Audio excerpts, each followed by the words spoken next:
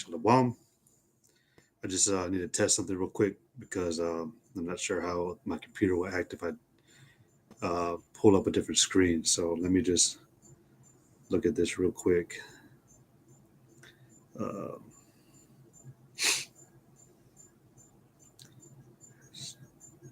just bear with me real quick.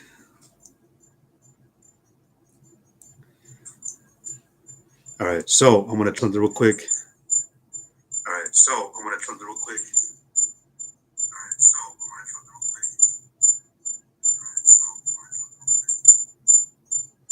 All right, cool. All right, we're good.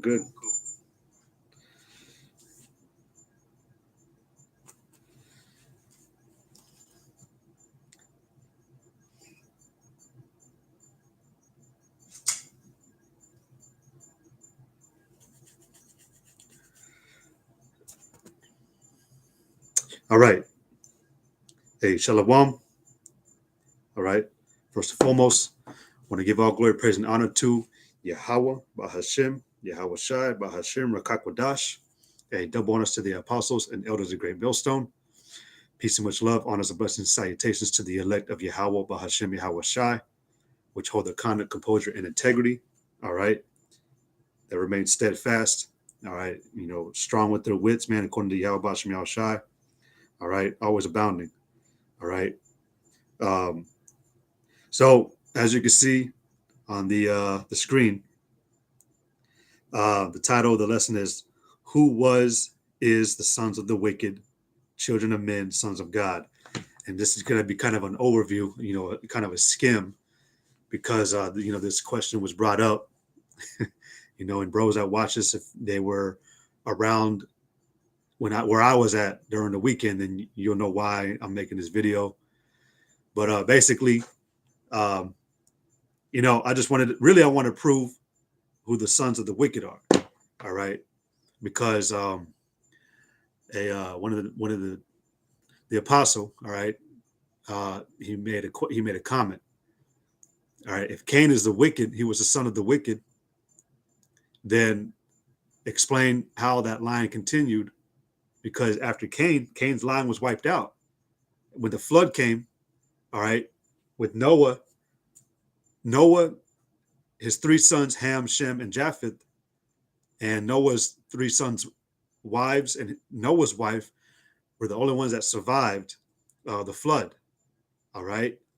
So the question arises, who was the son of the wicked after that? Where did he come from? All right.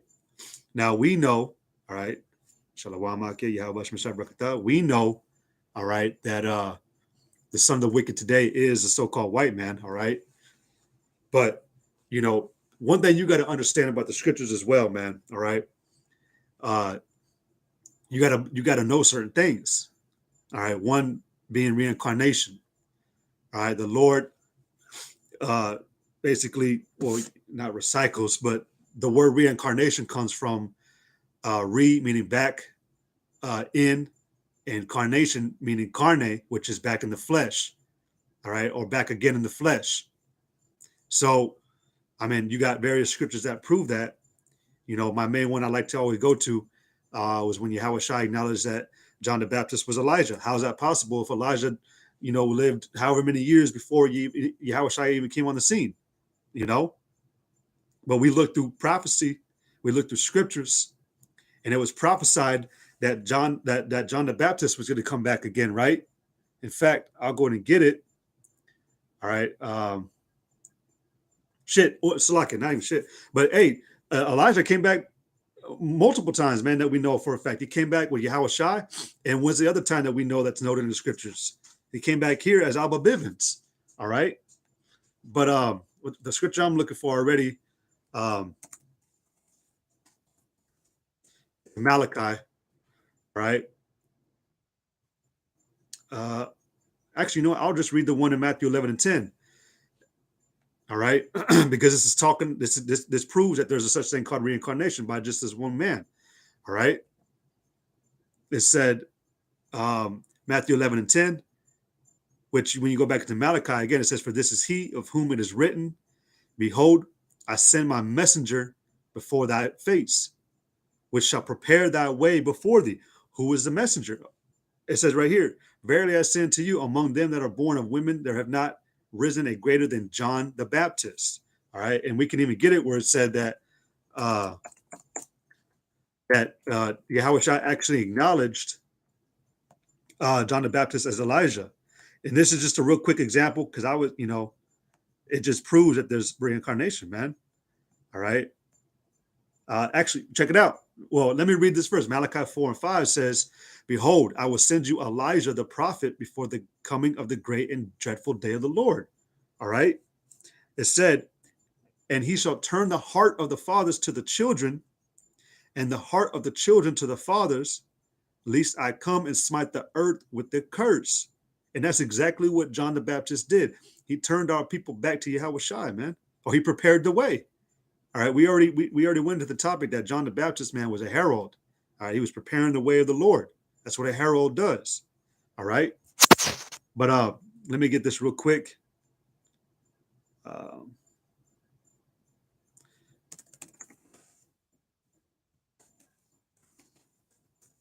Bear with me. It actually doesn't come up, and let me see. Yeah, right here. It doesn't come up when you type Elijah. You got to type Elias, which Elias is Elijah.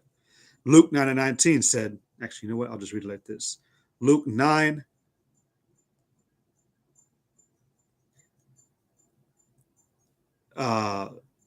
Let's see. It said Luke 9:19 says, they answered and said, John the Baptist, but some say Elias or Salakia. That's not right. That's not right. Just bear with me, man. Elias.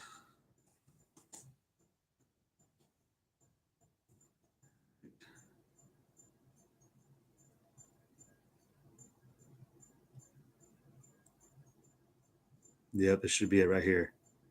Yep, Matthew 17:12 says, but I say unto you, Matthew 17:11, and Yahweh Shai, Matthew 17:10, Salakia. And his disciples asked him, saying, why then say the scribes that Elias must come first? And Yahweh Shai answered and said unto them, Elias truly shall first come and restore all things. But I say unto you that Elias is come already, and they knew him not, but have done unto him whatsoever they listed. All right, because what happened to John the Baptist? What did they do to him, man? They beheaded him. All right, that fucking bitch. Anyways, likewise shall also the Son of Man suffer of them. All right. Then the disciples understood that he spake unto them of John the Baptist. So this proves that reincarnation is real. All right. This is a real thing. And so through history, the Lord would give identifiers. That's another thing the Lord does. He speaks things in parables. All right. He uses things and basically uses them as symbols, or he'll put symbols to certain things. All right. One of them being people. All right. And he'll give you identifiers and clues on how to tell, really prophecy on how you'll know when that person comes back or comes to the earth, like he did with Yahweh Shai. All right. And the main topic that I'm talking about is Elias, or Salakia, Esau. All right. The sons of the wicked, Salakia. So what I'm going to go ahead and do, all right, I'm going to go back to, I want to start at Genesis. All right. The 4th chapter. And then we're going to go into certain of these words that were spoken about Cain. Because, again, we know that Cain is the wicked one. All right. That's where the sons of the wicked started. Because I don't know if I mentioned, but you had 3 classifications in the beginning during the time of Adam. And even to this very moment, you have 3 classifications of people on the planet, or 3 classifications of men. And it's the sons of the wicked, children, the sons of men, all right, and sons of God. Now we know the sons of God is ultimately talking about Israel. They're the Israelites, really the elect. All right. And you can even get that. I'll get that in a minute in Luke, the 3rd chapter. But those, really the sons of God came out from the Adamites. All right. And then we know that the children of men is the heathen. All right. and then the sons of the wicked, starting at Cain and going on to Esau. So I'm going to go ahead and read this in Genesis, the 4th chapter, in the 1st verse. It says, and Adam knew Eve, his wife, which means they had sex, and she conceived and bare Cain and said, I have gotten a man from the Lord. And she again bare his brother Abel, and Abel was a keeper of sheep, but Cain was a tiller of the ground. All right. It says, and real quick, the names Cain and Abel. Abel means transitory, which meant basically temporary. All right. And we're going to read why it meant temporary. And Cain means to thresh. And we're going to understand why it meant to thresh as well. Then it says, and in process of time, it came to pass that Cain brought of the fruit of the ground and offered unto the Lord. So there was a day that came to pass where the Lord was going to take up an offering from Cain and Abel. And so it says, and Abel, he also brought of the firstlings of his flock and of the fat thereof. And the Lord had respect unto Abel and to his offering. All right. Now check it out. But unto Cain and to his offering, he had not respect. And Cain was very wroth, and his countenance fell. And so I want to put it in your minds and have you understand, when you look at the two, all right, who was the father of Cain and Abel? The very first scripture, it says, and Adam, all right? Adam received understanding, did he not? He was born for almost 1,000 years, or he was alive for almost 1,000 years. You don't think during that time the Lord would have imparted understanding to him?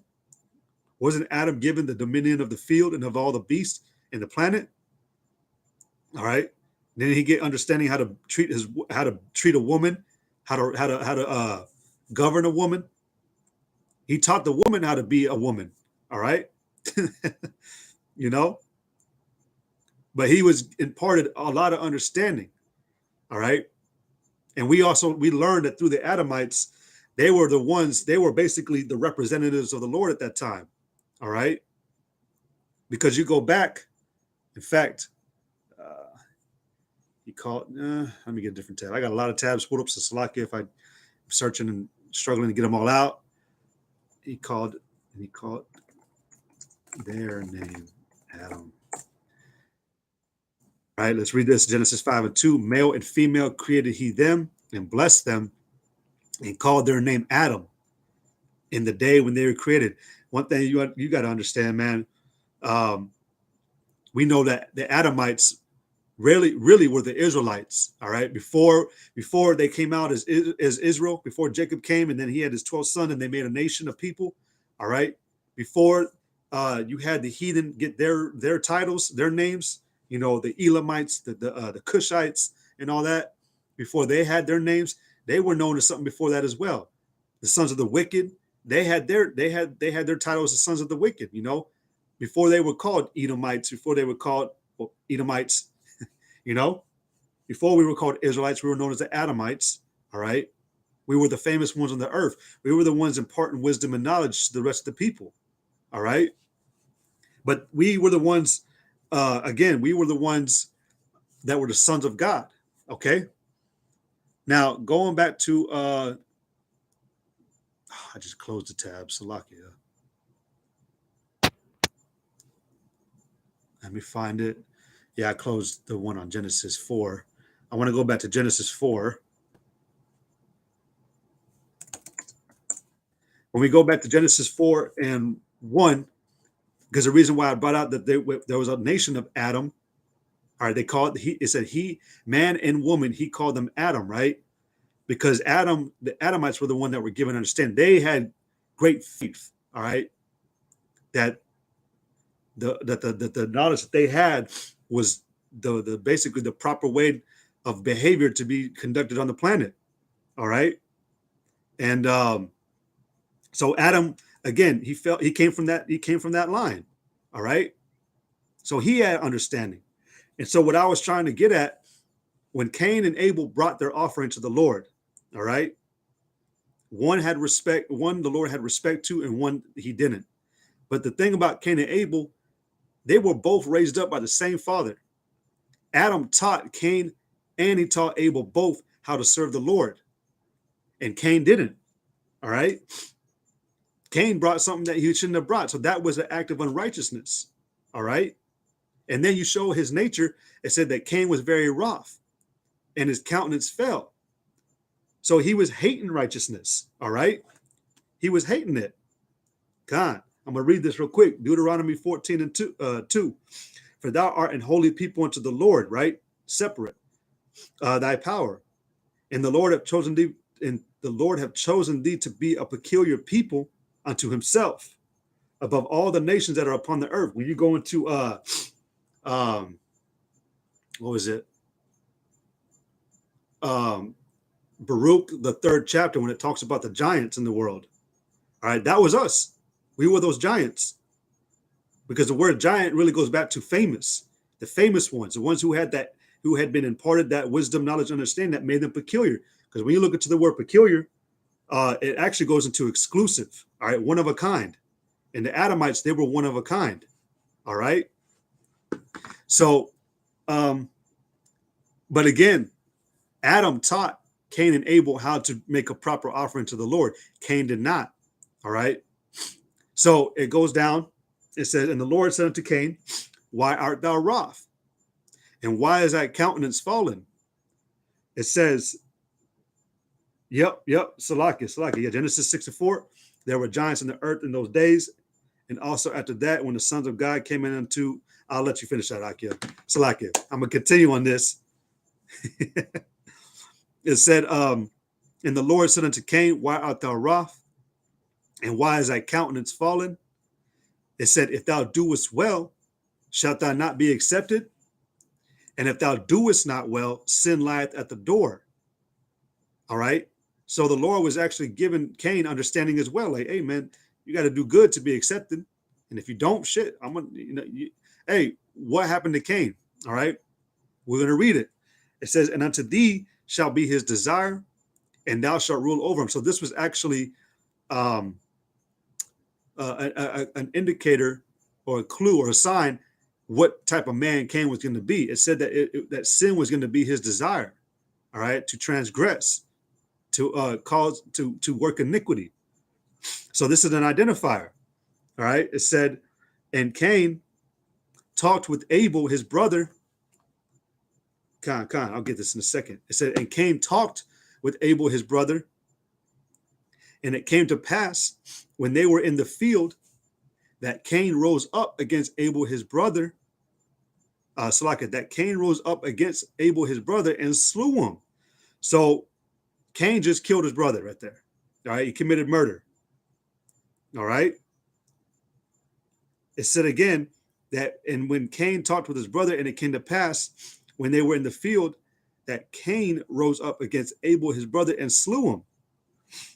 And the Lord said unto Cain, all right, where is Abel thy brother?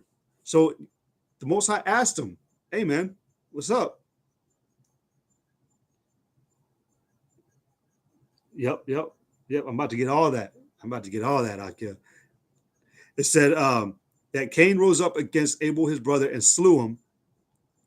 And he said, what has Salaka, and slew him. And the Lord said unto Cain, where is Abel thy brother? And he said, I know not. So he lied to the Lord. He was a liar. Now, what do the scriptures talk about? Because I mean, this, I'm going to have to go into it. All right. Because the wicked one, all right, he was here before Cain too. That's something I should have said in the very beginning. So Salakia. All right. Let me go to get this. Let me prove something real quick. John 8:44. It says, "Ye are of your father the devil, and the lust of your father you will do." He was a murderer from the beginning. Who made the first murder? Now, really, check this out. The first murder actually occurred, back in the Garden of Eden with Adam and Eve. You're probably thinking, well, how is that possible? Adam and Eve weren't killed. Well, they lost their immortal state. That's they were able to die. All right, because who was that? Who was that murderer? All right, the spirit of what we know is Esau today, man. All right, which played in that serpent, that man. All right, which we know it was a man. All right, he spoke a lie. All right, the first thing that came out of that man's mouth was a lie. All right, now going back to Genesis 4:8, or no, 4:9, when the Lord asked Cain, "Where is Abel thy brother?" Cain responded with the first thing out of his mouth, "I know not." All right, that was the first thing that Cain said to the Most High. All right, because when you read up, it tells you that Cain was upset, this and that, but the Lord is the one who confronted Cain first. All right, and Cain never spoke. The Lord gave him like, "Hey man, chill out, man. Like if you do good, man, you be cool, but you ain't doing shit." You know. So, hey, yeah, I'm gonna read this real quick. This is Psalms 58:3. It says, "The wicked are estranged from the womb; they go astray as soon as they be born, speaking lies." And that's exactly what Cain did. That's exactly what that man did back in the garden. All right. And now going back to John 8:44, it says, "He was a murderer from the beginning, and he abode not in the truth, because there is no truth in him." And we know that there ain't no truth. We just read Psalms 58:3. All right. The ways of truth are not in this man's path. It says, "Because there is no truth in him," right there. "When he speaketh a lie, he speaketh of his own, for he is a liar and the father of it." All right. And Cain was a father of lies, man. All right. So I'm going to read these in a second.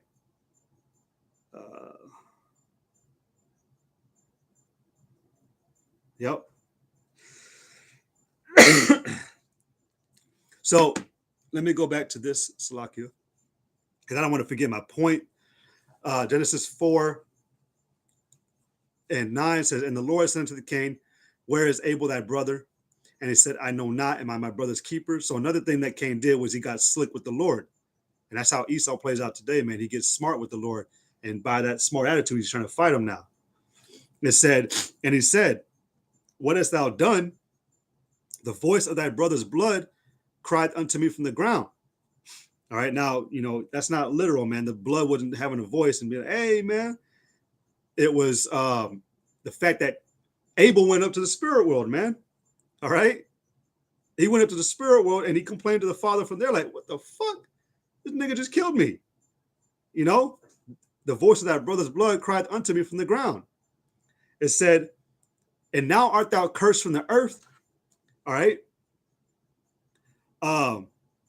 "which hath opened her mouth to receive that brother's blood from thy hand." All right.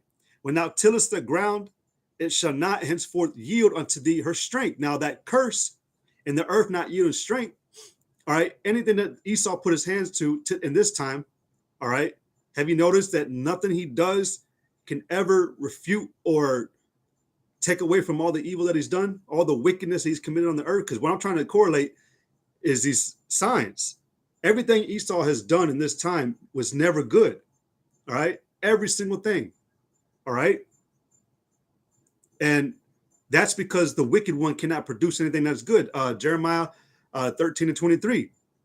All right. "Can he that is accustomed to doing evil do that which is good? No." And so that applies with Esau. That's because he was cursed from the earth. All right. It said, "When thou tillest the ground, it shall not henceforth yield unto thee her strength. A fugitive and a vagabond shalt thou be in the earth." So it said that he was going to be a fugitive. All right. A fugitive is a man running from justice. All right. Yeah. Hey, let me read this. Habakkuk 2:4. It says, "Behold, his soul, which is lifted up, is not upright in him." All right. Anything that Esau tries to do, first of all, it's never based off of any good, man. Never. All right. There's a scripture that says in Psalms that, when he may be silent, but there lies 7 more abominations within him. Hey man, if an Edomite ever does something good to you in this time, man, beware. Be watching that motherfucker, man. That was actually told to me by Edomite today, man. They were talking about this dude in my job, man, and he made a comment, I guess, and they said, "Oh, we got to watch out for you." And it wasn't even a bad comment, but because of the way it was said, they knew, watch out for this dude. But hey, man, that's because there's nothing right in this man. His soul, like the brother just put, behold, Habakkuk 2:4, his soul which is lifted up is not upright in him, but the just shall live by faith. And then Jeremiah 13:23, the water, can the Ethiopian change his skin, or the leopard his spots? Then may ye also do good that are accustomed to do evil. And that's the same thing with Cain, because he was cursed from the earth. And when he tilled the ground, nothing would henceforth yield its fruit or its strength, because everything would be corrupt. Everything would be wicked that Esau would do, or that Cain would do, get into Esau. All right. I'm going to read all this, Salakia, Akia, but I'll read it. So it says a fugitive and a vagabond, which a vagabond is what? So a fugitive is a man running from justice, and a vagabond is someone who's going to and throughout the earth. Now you got who primarily has done that throughout history up until the present, and he'll continue to do it to the very end. Who's trying to pretend to be someone that they ain't right now? All right. When you're watching TV in the last couple of weeks, what's been the topic? All right. And you know what? This is my backup channel, because I got 2 strikes on my other channel, so I can get at least 1 strike on this video, man, or on this account. The fucking Jewish motherfuckers, man. All right. Them, the anti-Semitics. And who are they? Who are these you wish people? The ones that you wish you could be one. You wish you could be an Israelite. You know? So it says a vagabond. And that's how this man was able to run from justice and judgment. He was creeping, creating snares, making snares throughout other nations. One thing I know about these Arab princes, they're actually Edomites. All right. Some of them I know for a fact they're Edomites. They look like goddamn Arabs, but they're Edomites. Same thing like with Herod. He was a black Edomite, but even his father was called the Idumean. All right. Shit. Who else, man? Who else could I think about right now? It's like I'm coming up dry, man. But hey, shalom, Yahweh Shemashai, hey, shalom Akim, Yahweh Shemashai, Bahashim Kakadash Brakatham. So that's how he became a fugitive and a vagabond. All right, a man running from justice and judgment, going through the earth, pretending to be this nation, being that nation. He's a Japhite. All right, you know, he's a Persian. You know, that's how he was a vagabond, and that's how he was running from his sentence. So it says, a fugitive and a vagabond shalt thou be in the earth. It said, and Cain said unto the Lord, my punishment is greater than I can bear. Now let me check this out, man. Check this out. All right. And I'm gonna read all this, Akia. Don't worry. All right. This is Luke, the 16th chapter. All right. my favorite parable. So it says in Luke 16:19, there was a certain rich man which was clothed in purple and fine linen, and fared sumptuously every day. Who is this man talking about? We know who this is about. Esau, man. All right, Esau. It said, and there was a certain beggar named Lazarus, which was laid at his gate full of sores, and desiring to be fed with the crumbs which fell from the rich man's table. Moreover, the dogs came and licked the sores. And it came to pass that the beggar died and was carried by the angels into Abraham's bosom. The rich man also died and was buried. And in hell he lifted up his eyes, being in torments, and seeth Abraham afar off, and Lazarus in his bosom. Now check it out. Before I read the next verse, let's go back to Genesis. What did Cain say right here in Genesis 4:13? And Cain said unto the Lord, my punishment is greater than I can bear. So what was Cain asking for right there? All right. He was asking for mercy. All right. Now go back to Luke 16. What did this man do in Luke 16 and 14 and 24? It said that the rich man looked afar off to Abraham, and he cried and said, Father Abraham, have mercy on me. And who is this talking about in Luke? The so-called white man. All right. So going back to Genesis 4:13, this is how you correlate things, man. Genesis 4:13, it says, and Cain said unto the Lord, my punishment is greater than I can bear. So he's being a bitch, but he's asking for mercy. After he just killed his son, his brother Abel, right? Same thing that went on there. Esau was reckless and relentless on how he treated Jacob in this time. But yet he's going to ask for mercy from the Father, and when he gets into the kingdom, from the condition of what he's put into. See how it links? So this lesson is really just about showing you the connections. All right. It said, and Cain said unto the Lord, my punishment is greater than I can bear. All right. Salakia. It said, my punishment is greater than I can bear. Behold, thou hast driven me out this day from the face of the earth, and from thy face shall I be hid. And I shall be a fugitive and a vagabond in the earth. And it shall come to pass that everyone that findeth me shall slay me. All right, which is true. Because again, Cain was known to be the first murderer, and it was going to be put out throughout the whole earth, man. It said, and the Lord said unto him, therefore, whosoever slayeth Cain, vengeance shall be taken on him sevenfold. And so if you kill this man or his seed, all right, vengeance was going to be taken on him sevenfold, right? Now, what happens when you do, again, correlating and connecting the dots? Who's the one person you can't touch or criticize in this world, or you get ostracized and cut off and just fucking just get ran on, just trampled on by a million ways of ostracizing? You put it together. You know, that's why I said vengeance shall be taken on him sevenfold. Now, before I read that, let me get a couple of scriptures, because I know you brothers are posting. This is man, there's a lot. I know this brother Kazak Ban Yahawada, man. You be on that brother Anas post a lot. Yeah, I'm gonna get into this, man. You know what? Let me read this, because I'll go ahead and just condense it. Kazak Ban Yahawada, man, you posted Genesis 27 and 38. It said, and Esau said unto his father, hast thou but one blessing, my father? Bless me, because we know that Cain ultimately is Esau. Now, he is Esau. All right, because again, the sons of the wicked, who are the sons of the wicked? Well, Cain's line died off after the flood, right?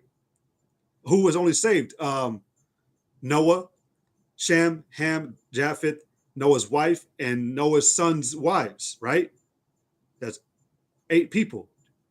Yep, 8 people. So where are the rest? Well, we know that ultimately those other nations, all right, they all came back out through Shem, Ham, and Japheth. All right, you had, in fact, I actually had I had the nations right here, the table of nations. You know, because I was gonna actually read through all of it, man, but it could be real studious, man. It could be a long lesson. But you had the nations. You had Elam, Asher, Aram, Ishmael, Moab, Ammon, Cush, Mizraim, Phut, Canaan, Gomer, Magog, Javan, Ashkenaz, Tarshish, and Kittim. All right, and these were the table of the 18 nations. And you also had Edom, you had Israel. But we understand when you look into the line, all right, you had these sons, but you had, I think it was, you know what? Let me go and get it. I'm going to have to get it. All right. It's not there. All right, let me go back up. Genesis, the 11th chapter.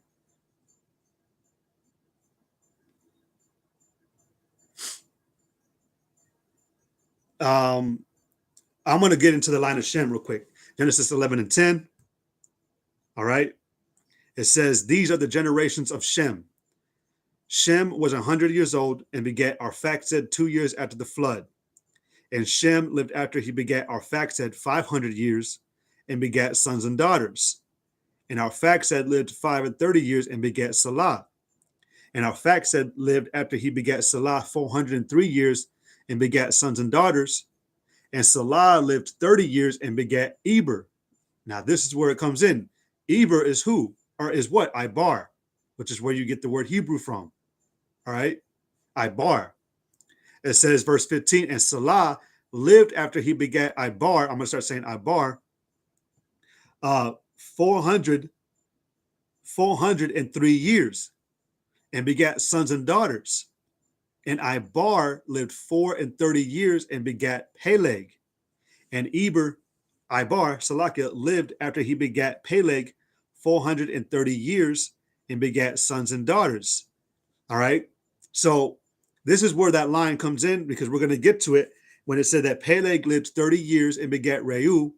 And Peleg lived after he begat Reu 209 years and begat sons and daughters.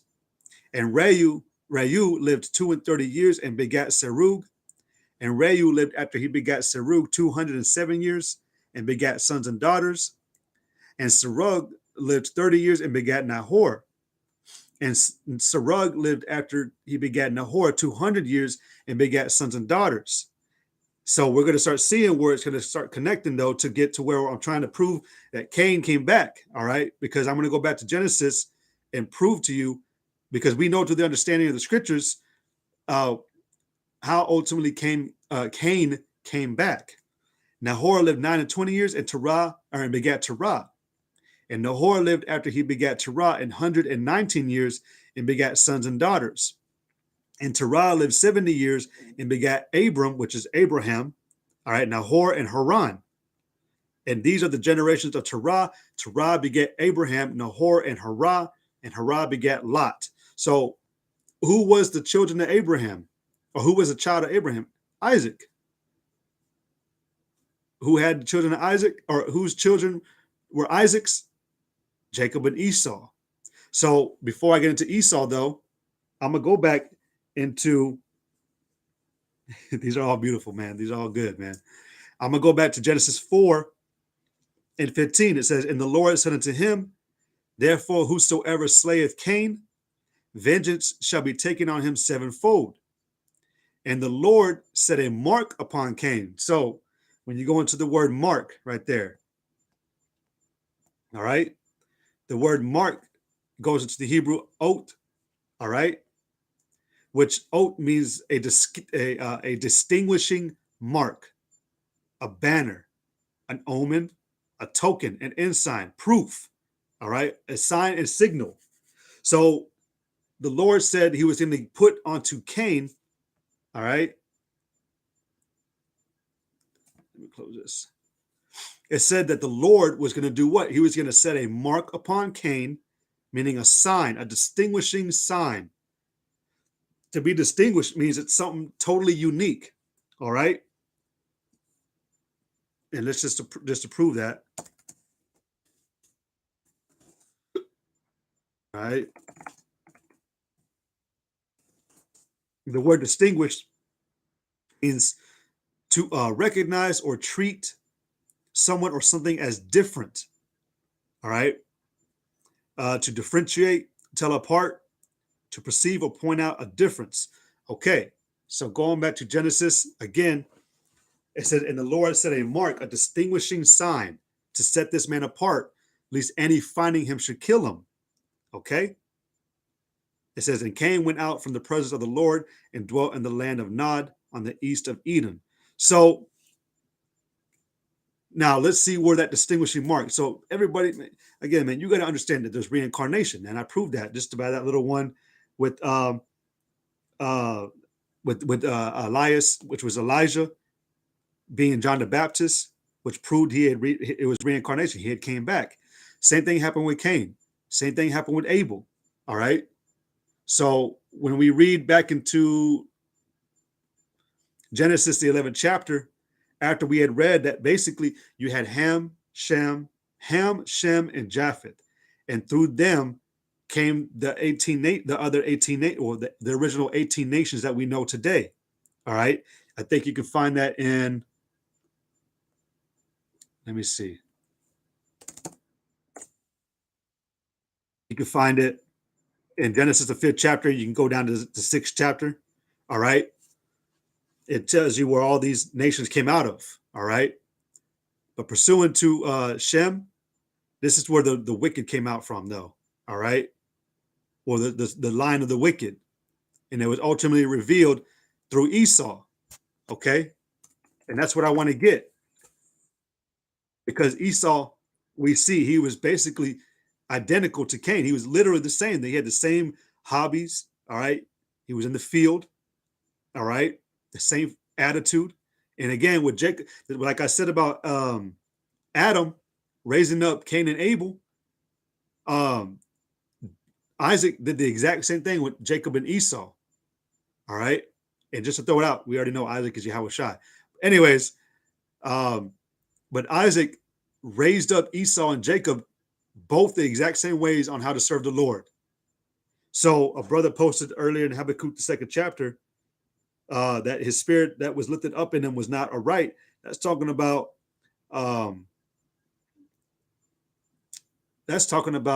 Esau again. All right.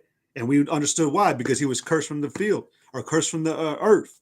Nothing he ever did would prosper and ultimately would produce anything of righteousness. So let's get into the story of Genesis, the 25th chapter. Let's see. And 23. Well, Genesis 25.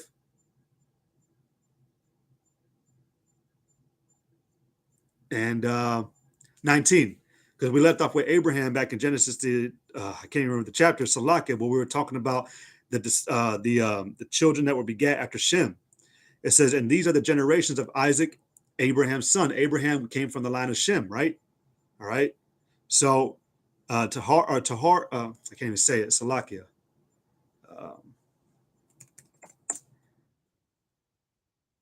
Salakia. All right. Let's see. Genesis 25 and 19. It says, and these are the generations of Isaac, Abraham's son, which Abram was changed to Abraham. We already know, a father of nations, but then a father of many nations, right? Says, and these are the generations of Isaac, Abraham's son.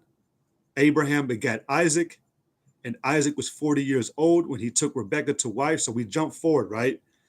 The daughter of Bethuel, the Syrian of Padanaram. I can't even say it. Salaka, Padanaram. I'll say it like that. The sister to Laban, the Syrian. And Isaac entreated the Lord for his wife because she was barren. And the Lord was entreated of him, and Rebekah, his wife, conceived. And the children struggled together within her. And she said, if it be so, why am I thus? And she went to inquire of the Lord. And the Lord said unto her, 2 nations are in thy womb, and 2 manner of people shall be separated from thy bowels. All right. Salakia. All right. It says, Salakia. And 2 manner of people shall be separated from thy bowels. All right. And the one people shall be stronger than the other, and the elder shall serve the younger. And when her days to be delivered were fulfilled, behold, there were twins in her womb. All right. So we're about to find out what went on right here. And the first came out red, all over like a hairy garment, and they called his name Esau. And after that, his brother came out. Now, well, real quick, he came out different. All right. This is the only time that they described a man's appearance in the scriptures, from his actual body color and everything. It said, and then the first came out red, all over like a hairy garment. Now we understand what this is talking about. All right. It said that because you got to understand, this is an identifier. Because what was everybody before Esau? And during the time of Esau. Esau was the only person on the planet like this. They were dark-skinned. They were human beings. All right? That's where the word human comes from. Hue meaning color, man of color. Everybody was a man of color before Esau. And during Esau, Salakia again. All right? So they gave a description of what this man looked like for a reason. And his name, Esau Ishashwa, it meant wasted away. Isaac named his son wasted away because he came out different. All right. He came out different from every other person on the planet. All right. So we understand that this is the mark, the distinguishing sign that made it completely different, exclusively different from everybody else on the planet, so that we can know that he was the murderer. He was that wicked one. All right. He was Cain. All right. It's like I got dogs, man. All right.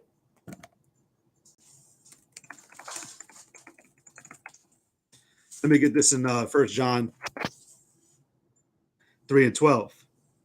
It says, not as Cain, who was of that wicked one, and slew his brother. And wherefore slew he him? Because his own works were evil, and his brother's righteous.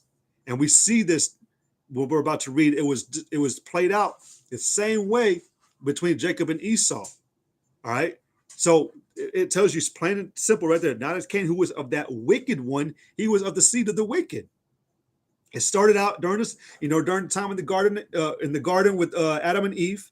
All right, that wicked spirit that lied.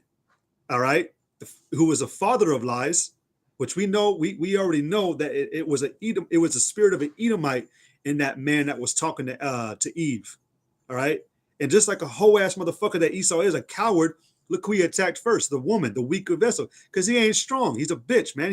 He can't endure judgment, just like he did when after he killed his brother Abel, and he tried to ask like a bitch for mercy, man, from the Lord.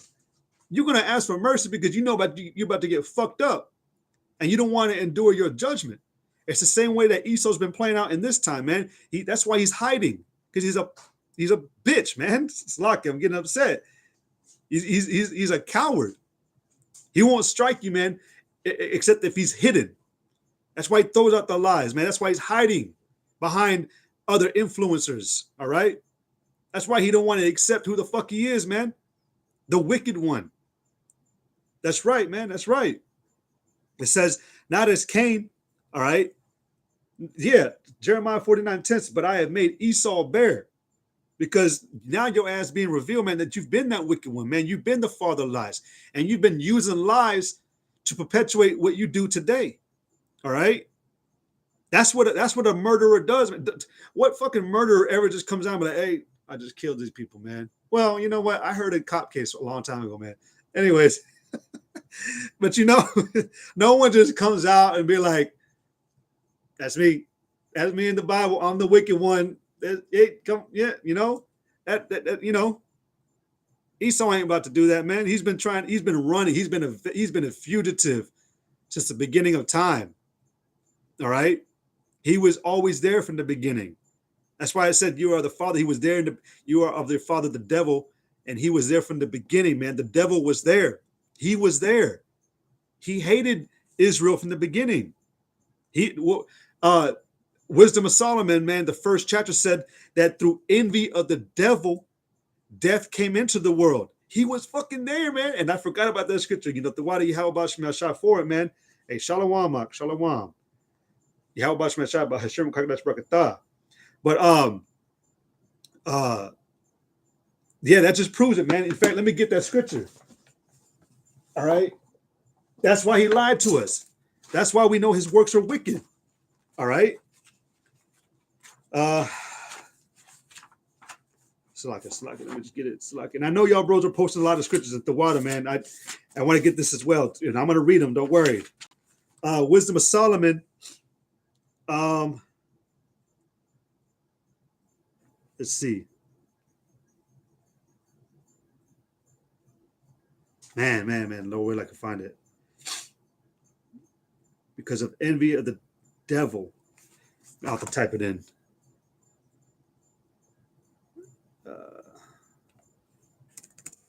That's one of y'all bros can get it real quick. Through envy. There it is.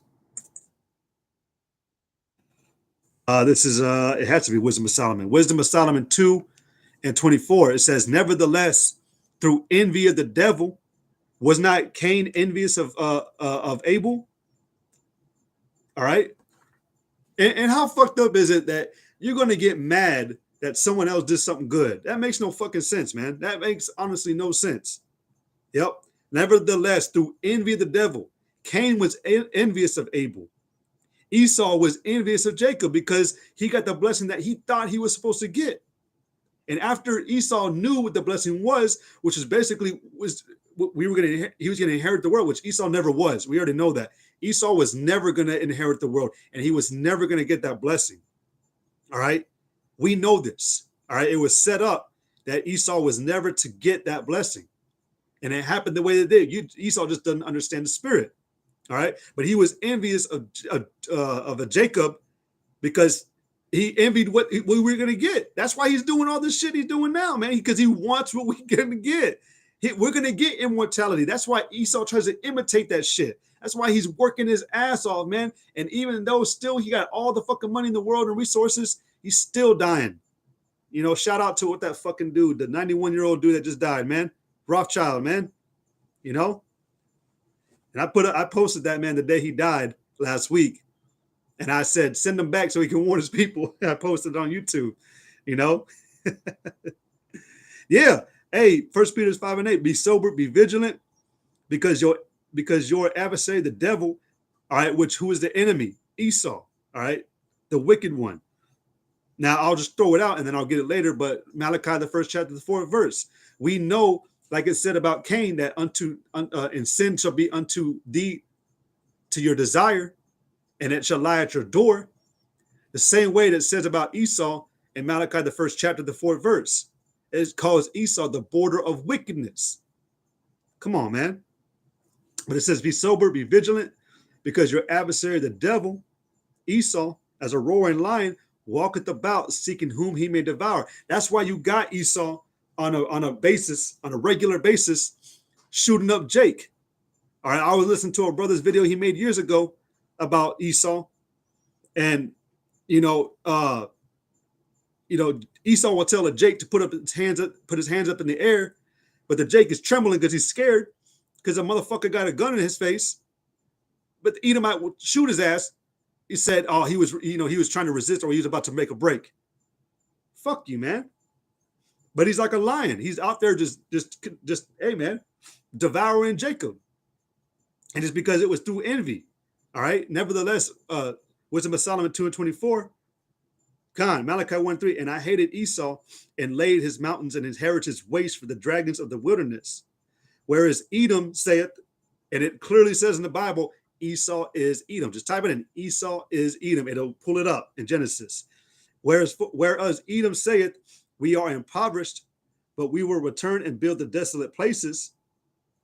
Thus saith the Lord of hosts, they shall build, but I will throw down, and they shall call them the border of wickedness, the people against whom the Lord hath indignation forever. And a real quick to Amalek, man. The same thing was said to you there, man. That's how we know you still the same, man. You still the same person. All right. Because it said that the Lord was going to have war with you forever, man. He was going to hate your ass forever because you the devil, man. And because of your envy, man, you caused mass amounts of death. All right. Because you mad that we were accepted. And this is the funny thing about it, man. Despite all that Israel has gone through and all that we've done, the Lord is still going to save our people at the end of it. And that fucking kills you, man. You hate that shit. And I love it. And we're going to make fun of you about it in the kingdom. All right. I like making comments about that, man. Luke, the 16th chapter, that torment you're going to have to endure, that condition of hell is going to be seeing our people come back raised up. That's going to kill you to see them have the crown on their heads and you ain't going to have shit, man. You know? So going back to Wisdom of Solomon 2:24, nevertheless, through envy of the devil came death into the world because Esau envied us, man. Cain envied Abel. Esau envied Jacob. Unrighteousness envies righteousness. It wish it could be that.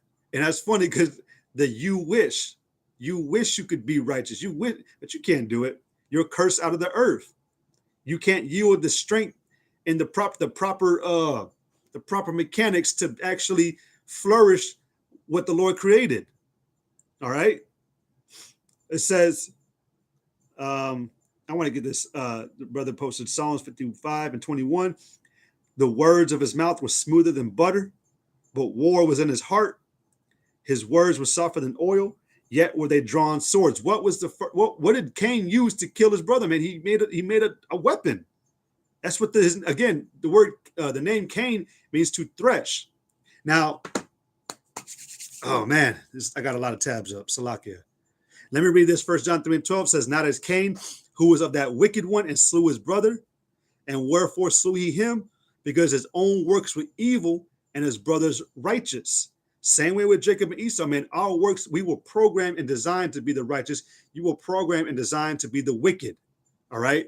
Now, let me see.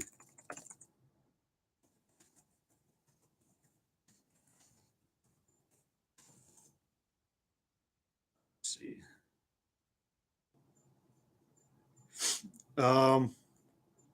Man, I'm trying to get it. I'm gonna just pull it up. Genesis 27 and 38. I'm gonna get right to Esau's blessing because in Psalms 55 and 21, the words of his mouth were smoother than butter, but war was in his heart.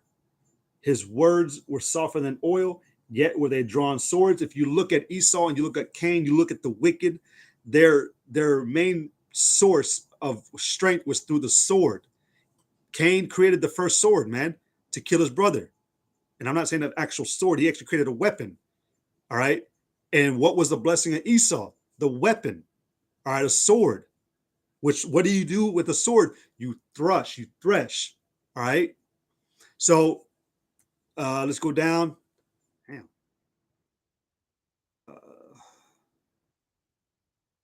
I'm going to start at Genesis. What is that? Genesis 27, and I'll start at verse 30.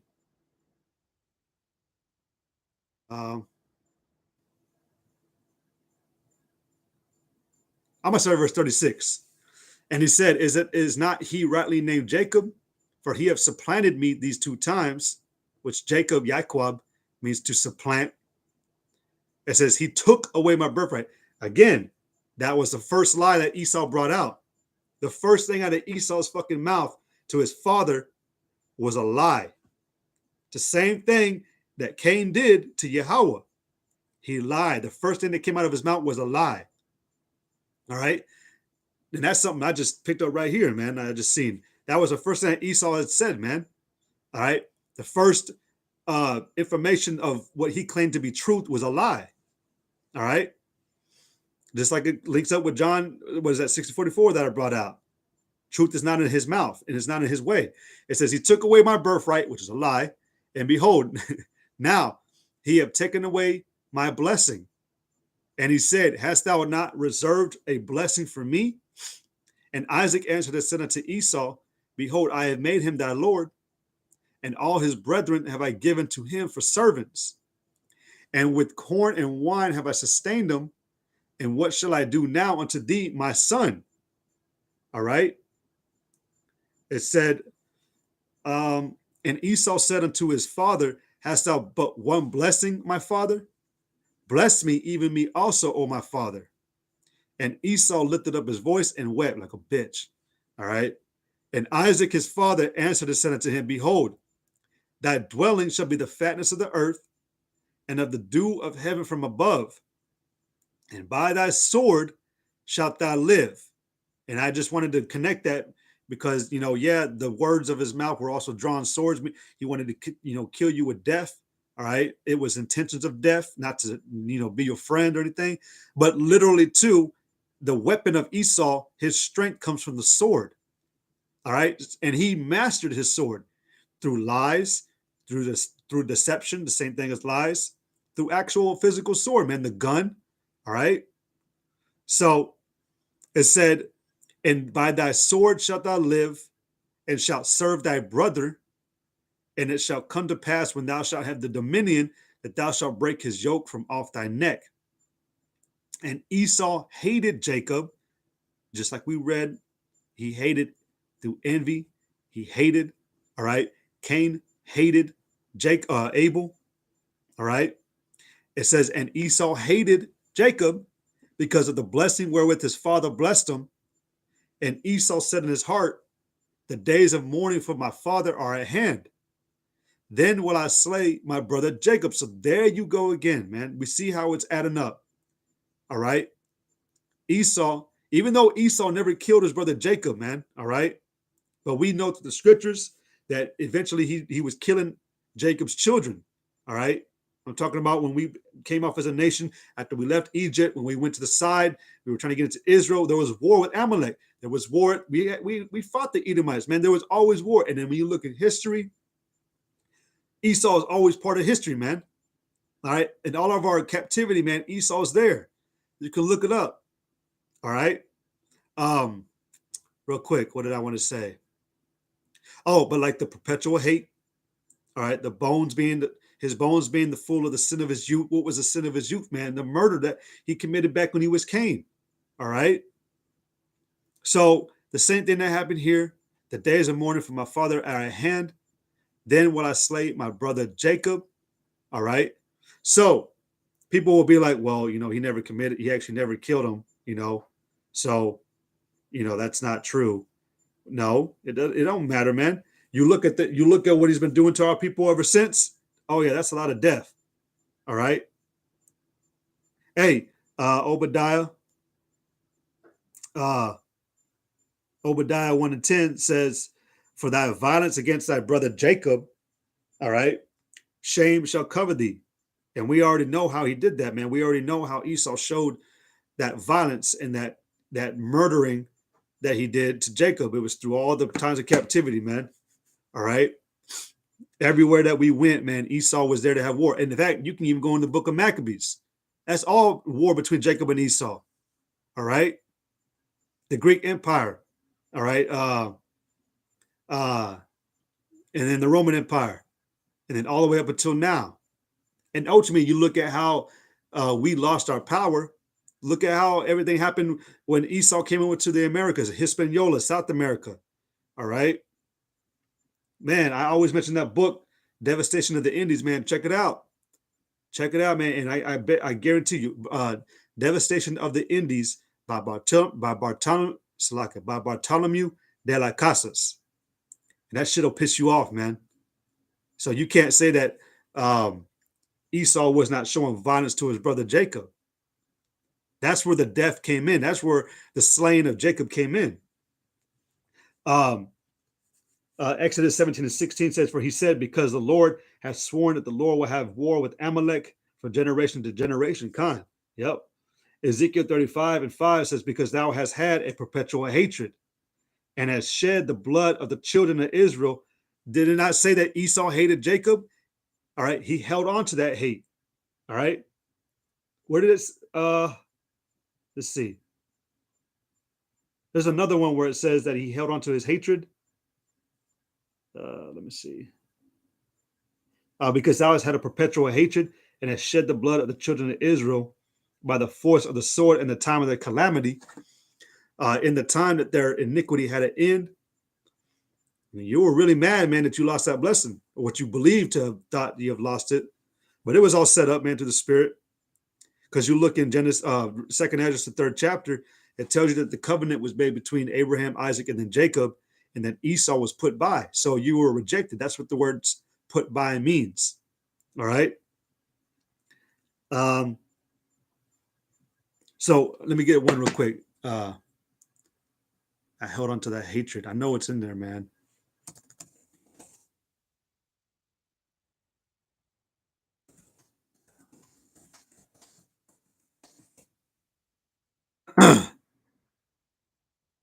Man, how does it go, man? Like you kept your hatred or something like that.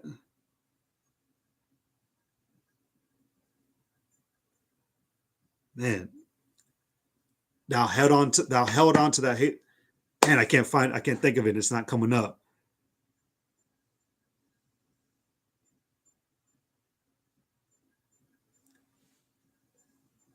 Oh man, I gotta find it.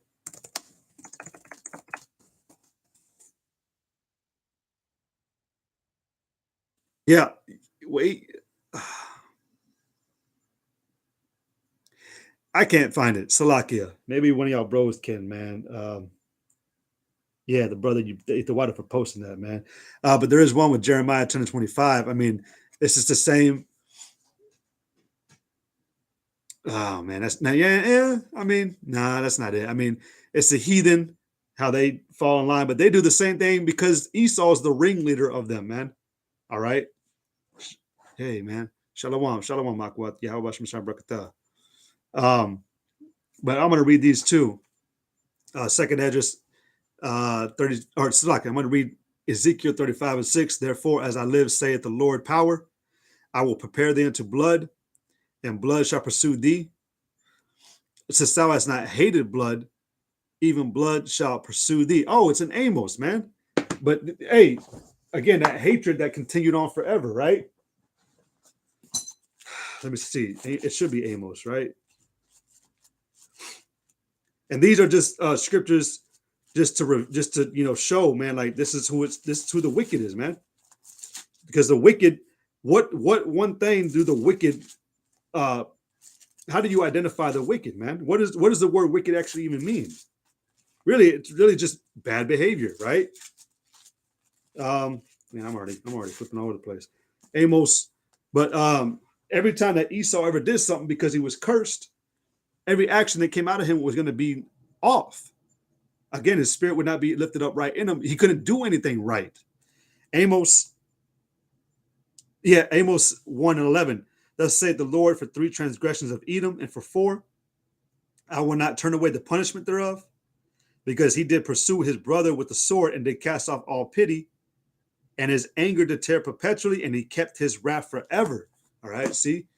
So that's just proving what I was talking about earlier, man. He held on to his wrath forever, man. He, that hatred that he has for Jacob, because it said Esau hated Jacob. Okay. So I want to get into some more, man, because I wanted to really kind of prove that just really quick, just skim over, which it became longer. Cain, well, it started out with the serpent, which was the spirit of an Edomite. We know that a lying spirit. But that spirit went into Cain because he lied. He lied to the Lord immediately about Abel. He was a murderer from the beginning, like it says in John, the 6th chapter. All right. He's a father of lies. We already know that. The brother posted in Psalms 58 that he, as soon as he cometh from the womb, he goes forth speaking lies, right? He is estranged from the womb. His spirit is not upright. All right. Hey, one more. In Hebrews, you already know which one I'm going to get. Hebrews 10 and 16, lest there be any fornicator. All right, a fornicator is someone who's doing something off. All right, who is abusing. All right. Well, we already know what it is, but basically a fornicator really in all actuality is someone who's not living right. All right. It says, or profane person. Again, the word, fornicator is what? The abuse of sex, right? All right, like sodomy and all that, or idolatry, fornicating through idolatry, right? Which Esau does it all, man. I know there's a word, I think it's concupiscence, which is an unbridled or an unbridled sexual appetite. And Esau will do anything. He'll sleep and practice any type of behavior. So at least there be any fornicator or profane person, which the word profane, one of my favorite words, meaning the lacking ability to be refined. Again, going back to Cain, he was cursed from the earth, and when he put forth his hand to the earth, man, it wouldn't yield the strength, because ain't nothing gonna produce fruitful anytime you put your hand to it. And if you notice throughout the earth, everything that Esau touches, man, dies. All right, because he's profane, man. Nothing he touches can be refined. I like to use that movie Shazam, man. That guy, that kid that was tested and he touched the power, but Shazam was like, nah, man, you can't even harness it the right way. And even though he wanted to get out and escape, because it showed that guy in the movie Shazam, he wanted to have power, but we ultimately see that it was for the wrong reasons. The same way Esau has it now. Esau wants control. He wants to have power so he can control the world. I'm not trying to control you people, man. I don't want this spiritual power, man, to control y'all. I do want to be a king, though. You better believe it. I do want to fly around and look at y'all people, man, and play with my brothers, man, and not have to worry about breaking a fucking pinky or getting a bloody nose, So, I know I'm getting off, man, but you get what I'm saying. There's two totally different spirits. Going back to Genesis, when it talked about Esau and Jacob, it said two totally separate people were going to come out from that womb. All right, two totally different people, man. And going back to Esau and Cain, that distinction that was made between Cain, Abel, Jacob, and Esau, it was revealed through Esau. All right, that mark, that distinguishable sign. All right. And so we see how Esau is today, man. He's the one person on the planet. Honestly, to be honest, man, the heathen don't even really, they don't think like Esau, man. They follow in line because they don't have the laws within them, man. So they go off and they do that rebellious shit, that naughty shit. But honestly, to be honest, if Esau wasn't here, man, the nations would be in order to an extent. All right, to an extent, because they can't hearken the way we do, man. But they would be under our foot and they would be in order, basically. All right. If it wasn't for fucking Esau, man, this world would be operating the way it should be. All right. But Esau, because of his ass, man, because he's a devil, the world is the way that it is. So, Salakia, I forgot about the chat. Salakia. Yeah, concupiscence, the water. Let's see. It's a strong sexual desire, lust, sexual desire, lustfulness. But this is basically like an unbridled, uncontrollable desire. He doesn't even try to control it. All right. You actually have Esau today. I can't remember what movie it was. It was a vampire movie, and it wasn't Twilight, but there was a movie where there was Edomite vampires that were immortal, and they were doing something, man. And there was someone around them that asked, like, why do you do that? And they said, we're immortal, like, we're rich. We've lived for thousands of years. We've lived out our pleasure. So we find new things. And this is how we get pleasure, through killing people in weird ways. And Esau is like that. Esau, because he has all the riches, he's gotten his heart's desire. His pleasure is to actually inflict death on people, man. That's his get off. All right. So that concupiscence, that strong sexual desire, it's now appeased. How he gets off through blood. All right. Same way he loved blood back then, man. When he came in fact, Hebrews 12:16, for at least there be any fornicator, person, or profane person as Esau, who for one morsel of meat sold his birthright, and the meat wasn't even cooked. You already know that. Bros have made examples of like there's actually a way. It's for real. I've looked into it, and I'm pretty sure you people look into it because it's very simple to look into. You got something called seer tartar, all right, and it's seer tartar is only ordered among Edomites, bro. And what you do, how you cook the meat, how you make seer tartar, dead ass serious, man. You get that meat, slap it on that stove, turn it over, stove, done, and that's how they eat it. And they even advertise it on shows, man. That how you cook the meat, or how they show it on the grills on steakhouses. You always see the meat's always red. That's because Esau eat that shit, man. He's a bloody man. So I want to prove something real quick. I want to prove, when I was talking about the sons of God, sons of men, and sons of the wicked. So I proved to you that Cain, ultimately, the spirit of the wicked was through Cain, from the devil, the serpent, that man in the garden. All right. Up into Cain, it fell to Esau. And so I really want to get this real quick, before I end this lesson. My thing is dying. I don't know how to even. Anyways, so I'm gonna just do a skim by with this, man. And Lord willing, I can go into a little bit more later. Let's do. Let's see.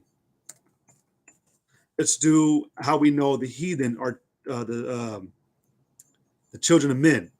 All right. Hey, the water. got that shit real quick, man. Um, let's see. I'm gonna just go over it, man. I'm gonna prove to you that um,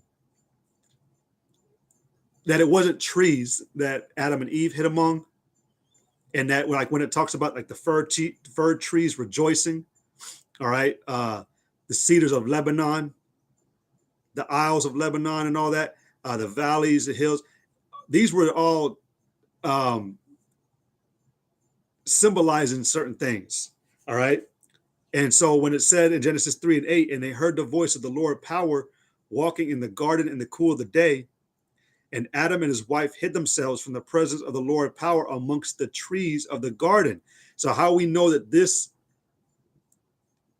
were people, because it said that Adam and Eve were placed among they were, how did it go? They were placed among in the garden with the trees, right? Because the garden was the trees and the plants and all that. Well, when you look into the scriptures, well, there's many examples that tell you that it was actually talking about people. So the fruit represented the philosophy of that doctrine that person is teaching. That's the fruit of that person. Because even Yahushua said that any tree that beareth not good fruit, that's talking about what they possess in their mind, the fruit of their mind, the spirit. All right. So Psalm chapter 1, blessed is the man that walketh not in the counsel of the ungodly, nor standeth in the way of sinners, nor sitteth in the seat of the scornful, but his delight is in the law of the Lord, and in his law doth he meditate day and night. And he shall be like a tree planted by the rivers of water, all right, that bringeth forth his fruit in his season. His leaf also shall not wither, and whatsoever he doeth shall prosper. So the fruits of the spirit, man, all right, the fruit were the actions he's bringing out, all right. So that's the first one. I'm going to close them as I go. Now this one is my favorite. This is the best one, man. This was when Yahushua was bringing back the sight of a blind man. It said, Mark 8:23. It says, and he took the blind man by the hand and led him out of the town. And when he had spit on his eyes and put his hands upon him, he asked him if he saw aught.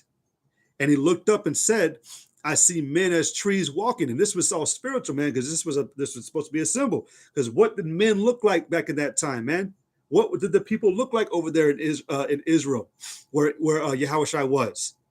All right, they were dark-skinned men. They were Judites, because what was predominantly dwelling over there in Jerusalem when Yahushua was over there? All right, it was the southern kingdom, which was Judah, Benjamin, and Levi. And what type of hairstyle did they got, man? And really, man, Jake will rock. Hey, man, you had the 60s and 70s. All right, you had Jake with their froze, man. All right, that was a whole thing with Esau, man, trying to copy Jake, man, because Esau's a bitch, but he was copying Jake and having froze. You had these I know I'm not gonna get personal, but I knew of somebody for so-called All Hallows Eve. Well, All Hallows Eve, a long time ago when I was a kid. He went to a work party and he bought a fucking fro, man. You know, so but Jake's had big ass froze back then, man. So that's why he said that the man looked up and said, I see men as trees walking.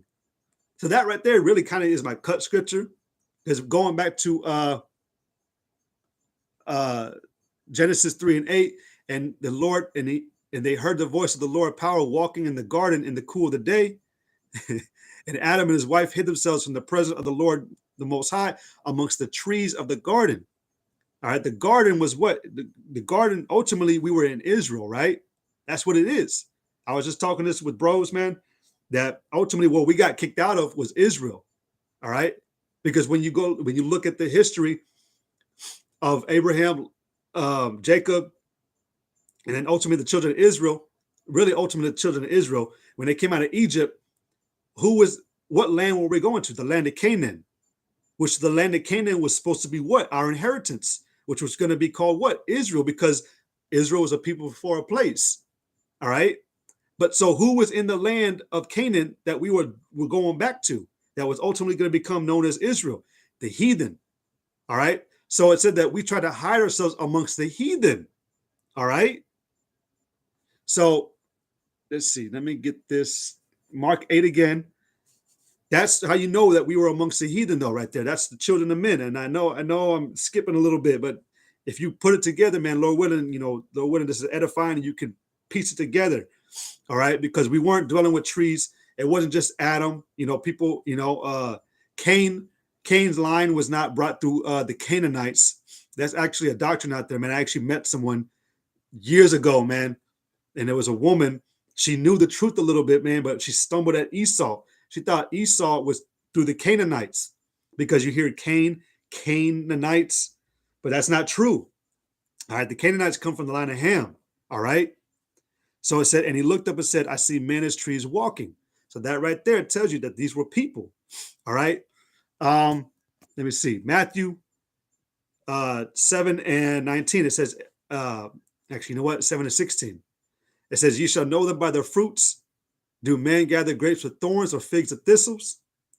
Even so, every good tree bringeth forth good fruit, but a corrupt tree bringeth forth evil fruit. All right. A good tree cannot, that evil fruit that came out of Esau, man. Well, the wicked.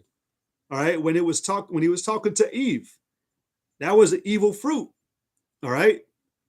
Because even Esau, the spirit of Esau that was in that man, which we know as a serpent, because he was subtle, he was sneaky, he was a liar, and really, like, what does it say about sin in the Apocrypha? If thou come too close to it, it'll bite thee as with the mouth of a serpent, right? That's exactly what the serpent did back in the garden, right? Bit Eve's ass, lied to her, and then she brought that information, and she loved those lies, not trying to get in the woman, but she fell into those lies. And she told her man, "Hey man, cool, no," and but in her head she's like, "Yeah, that dude told me I could control his ass, man." That was a fucking lie. Yep. Salakia. Let me read some of these. 1 Kings 10 and 8. Happy are thy men, happy are these thy servants, which stand continually before thee, and that hear thy wisdom. It says, Galatians 4 and 26, but Jerusalem, which is above, is free, which is the mother of us all. God, it was always about Israel in the end, man. It was always to get us to Israel. All right. Sirach 39 and 24. It says, as his ways are planted to the holy, so are they stumbling blocks unto the wicked. And, Lord willing, man, y'all, whoever's watching, man, you get the understanding. I'm a little short on time, and I'm trying to get it a little bit more. Lord willing, I'll continue this tomorrow, man, because I really want to get into this still. It says, flee from Sirach 21 and 2, flee from sin as from the face of a serpent. For if thou comest too near it, it will bite thee. The teeth thereof are as the teeth of a lion, slain the souls of men. But it says, flee from the face, flee from sin as from the face of a serpent. That's what I was trying to get at. All right. So, that was just proven about, the serpent up into Cain. Everything was a lie. Everything was evil fruit. All right. Bad trees, children of men, all that. It says, a good tree cannot bring forth evil fruit. Neither can a corrupt tree bring forth good fruit. Every tree that bringeth not forth good fruit is hewn down and cast into the fire. All right. So it says every tree. So what Yahushua is just, saving a bunch of trees when he comes back. What about when Isaiah, the 14th chapter, when it says that even the fir trees do rejoice? All right. Since thou art laid down, since Esau, the wicked, is laid down, no fellow has come up against us. So you're telling me, yeah, in the end, yeah, actually, you know what? The earth is going to rejoice. The creation itself is going to rejoice after this man has been put down. But, Yahushua, ain't coming to save a bunch of trees, man. These are people, like I just read in Psalms, Mark. All right. So when you read in the scriptures about the trees of Lebanon, the cedars of Lebanon, the isles, the valleys, the hills, these are talking about people which are ultimately like governments, municipalities, and all that. All right. So just get that out the way. The sons of God. Let me prove to you real quick who the sons of God were and how we know who they are. That they ultimately, it's Israel. And this is right to the point, man. I'm going to start up at Luke 3. Man, Really, y'all can look into the entire chapter of Luke, the third chapter, Salakia. You can start at Luke 3 and 23. But I'm going to get to the point because this will just be the end off. This is Luke 3 and 38,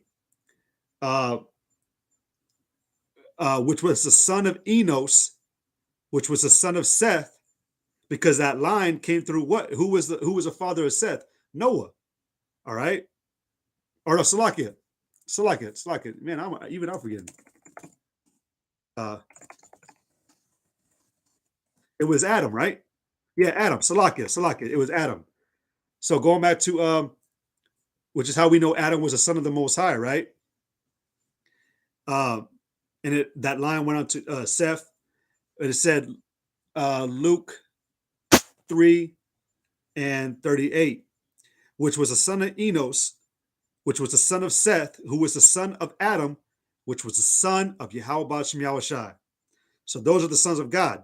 Came from that, started with the Adamites, but ultimately the elect. We know the elect today, and this time we are the sons of the Most High, man. All right.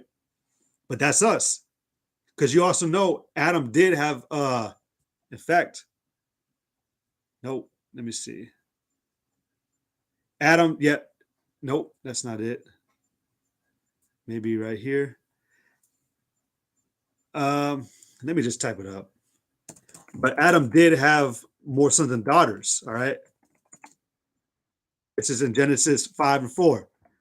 It says, and the days of Adam after he had begotten Seth were 800 years, and he begat sons and daughters. So Adam had more than just Seth, all right? After Cain and Abel, it was more than just Seth, but it was through that line that it was established that eventually, got to where we're at now. So,